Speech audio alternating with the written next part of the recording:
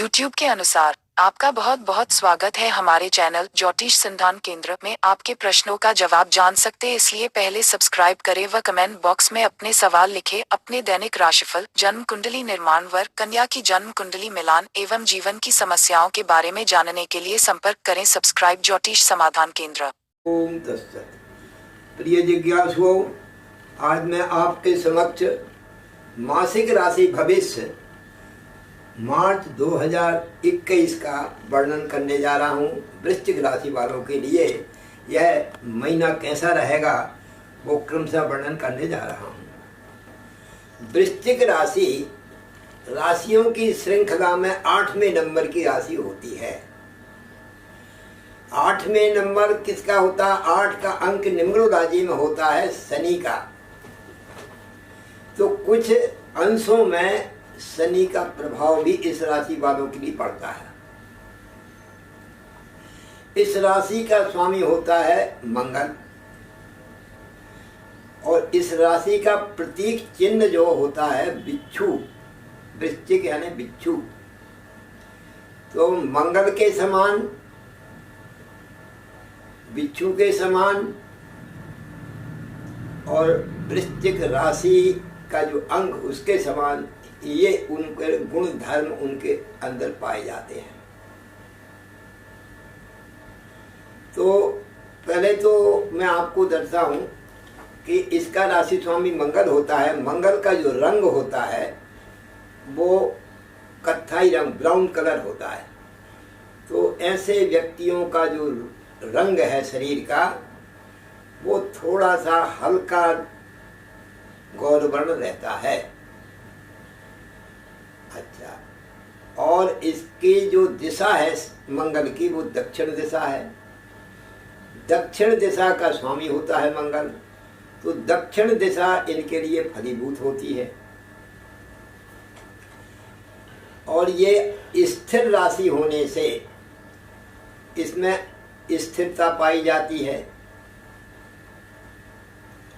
और ये जल तत्व की राशि है। तो जल तत्व क्या है? तत्व शीत वर्ष वर्त आपहा, यानी जल जो है वो बहता हुआ और रुका हुआ दो प्रकार का होता है। तो बहता जल क्या है? पीने योग्य होता है। और जो रुका हुआ जल है उसमें कीटाणु रह जाते हैं। इसलिए वृश्चिक लग्न राशि वाले व्यक्ति जितने चलायमान रहेंगे, हमेशा चलायमान रहते हैं, स्थिर नहीं बैठ पाते, ये बैठने का काम नहीं कर सकते। और चलने फिरने का सामाजिक काम, ये दौड़ना धूपना, बिजी विदाउट वर्क, यानी वृश्चिक लग्न राशि वाले कैसे हैं? बिजी विदाउट वर्क, काम कुछ नहीं रहता और फुर्सत बिल्कुल नहीं रहती। ये खास परिभाषा मैंने बताई। बड़े हेल्पफुल माइंड होते हैं, दूसरों को सहयोग करने में सबसे आगे। इनके अंदर दोनों प्रवृत्ति होती है, त्याग की प्रवृत्ति होती है और स्वार्थ की प्रवृत्ति भी होती है। ग्रह अगर थोड़े कोई इधर उधर अनुकूल नहीं हुए तो महान स्वार्थी होते हैं।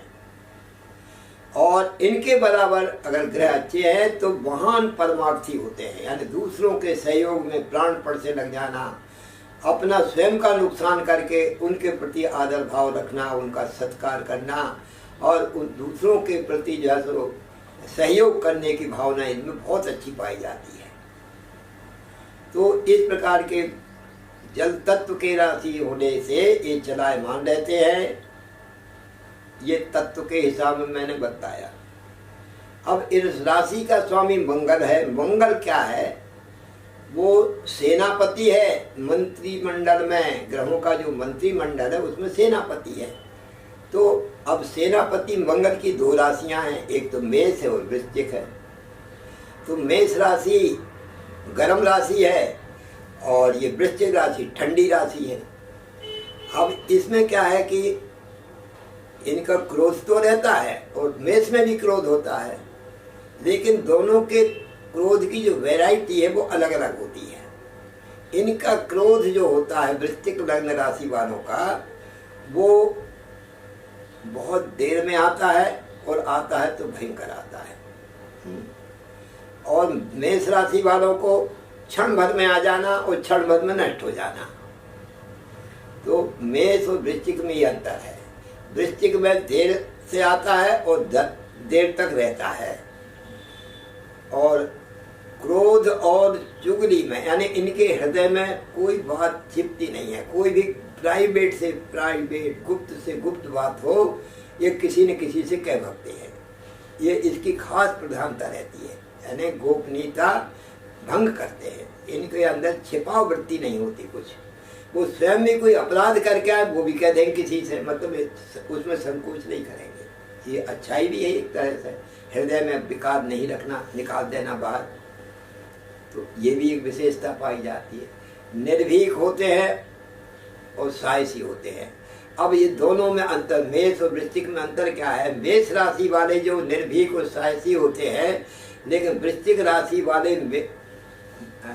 विशेष साहसी भी होते हैं और निर्भीक भी होते हैं। इनको डर नहीं लगता, लेकिन अंदर से भयभीत रहते हैं। और मेष राशि वाला अंदर से भयभीत नहीं रहता, एकदम से अंदर बाहर एकदम जो है तो निडर ही रहता है। और वृश्चिक राशि वाले अंदर से भयभीत है, ऊपर से दादागिरी ज्यादा दिखाते हैं, यानी शांत होकर दिखाएंगे और बड़े एक्शन करेंगे।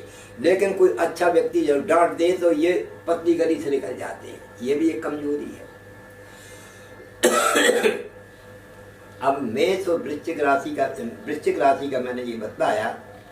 ये ज्ञान की दृष्टि से भी राशि भविष्य बताता हूँ। मासिक राशि भविष्य में आपको कुछ राशियों का ज्ञान भी हो जाए, इसलिए शिक्षा के साथ में भविष्य बता रहा हूँ मैं। और ये परंपरा मैं आपके लिए निर्वाह इसलिए कर रहा हूँ कि भविष्य में धीरे धीरे करके आपको हर महीने बोलूँगा तो आपको उन अपनी राशि का पूरा व्यक्तित्व रहेगा याद, और दूसरों को भी आप ज्ञान होता रहेगा। तो इस प्रकार से अब मैं ग्रह गोचर बता रहा हूँ किस वृश्चिक राशि वालों के लिए कौन ग्रह कैसा रहेगा इस माह में। मेष का स्वामी मंगल होता है। मंगल इस समय, मंगल और राहु दोनों चल रहे हैं वृषभ राशि पर, और वृश्चिक, धनु, मकर, कुंभ, मीन, मेष और वृक यानी सप्तम चल रहे हैं। अपनी राशि से सातवें हैं, सातवें चल रहे हैं। तो क्या होगा? सातवां स्थान स्त्री का है, पत्नी का है, पति का है, दाम्पत्य जीवन का है, दैनिक आय का है। तो यहाँ पर आपकी जो मार्केज का भी है।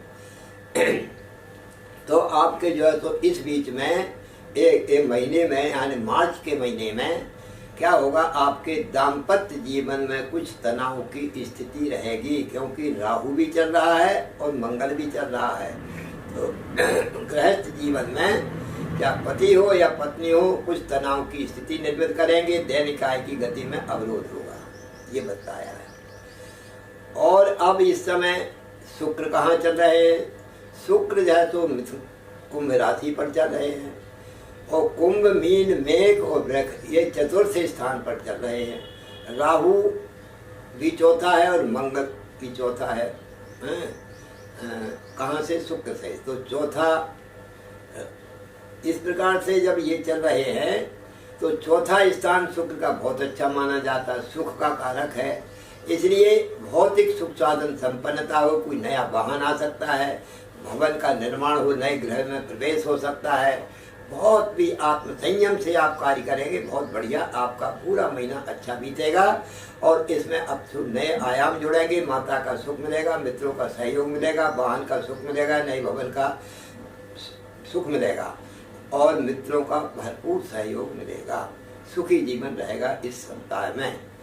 बुध भी चौथे हैं, लेकिन बकरी है तो और अच्छे हो गए हैं। तो बकरी बुध क्या करते हैं? अति प्रसन्नतादायक होंगे, यानी इनका व्यापार बहुत तेजी से चलेगा, व्यापार में अच्छी सफलता प्राप्त होगी।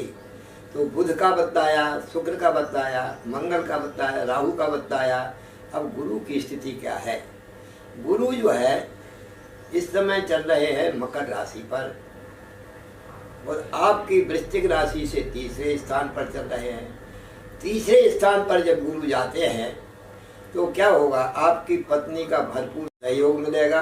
मतलब सहयोग क्या? वो सलाह देंगी वो आपको, उस सलाह के कारण आप में विवाद होगा, लेकिन उनकी सलाह आप अमान्य करेंगे उसी में नोक झोंक हो जाए करे, ये कारण द्विवाद का रहेगा। और आपका जो कर्म क्षेत्र है, कर्म क्षेत्र में बहुत ही अच्छी नई मतलब लाभ स्थान बहुत अच्छा प्रशस्त बनेगा। लाभ में अनेक स्रोत जुड़ेंगे, एक न एक समय से अच्छे लाभ होंगे, जो आप सोचा नहीं ऐसा लाभ हो जाएगा। और बड़े भाई और बहनों का भरपूर सहयोग मिलेगा, इनके सहयोग से ही आपको बड़े कार्य हो सकते हैं, ये गुरुदेव बता रहे हैं। और शनिदेव वो भी तीसरे स्थान पर है। तृतीय शनि क्या करते हैं, रोग शत्रु दोनों का विनाश करने वाले होते हैं और लक्ष्मी योग बनाते हैं, मेहनत कराते हैं बहुत, और आपको बहुत ही अच्छी परिश्रम के द्वारा लक्ष्मी प्राप्त कराते हैं, तो लक्ष्मी आप बनती है। जो परिश्रमी व्यक्ति होता है, उद्योगिनम पुरुष सुंगमुपैति लक्ष्मी, जो उद्योगी हैं, सतत उद्योग करने वाले हैं, मेहनत करने वाले हैं, उनको लक्ष्मी अपने आप मिलती है, क्योंकि जब मेहनत करेंगे उसका प्रतिफल लक्ष्मी तो मिल नहीं है। तो धन प्राप्ति का सबसे अच्छा साधन उद्योग करना, उद्योग यानी बौद्धिक उद्योग, यानी बुद्धि से परिश्रम करना और शरीर से ही परिश्रम करना, इस प्रकार से लक्ष्मी प्राप्त करते हैं।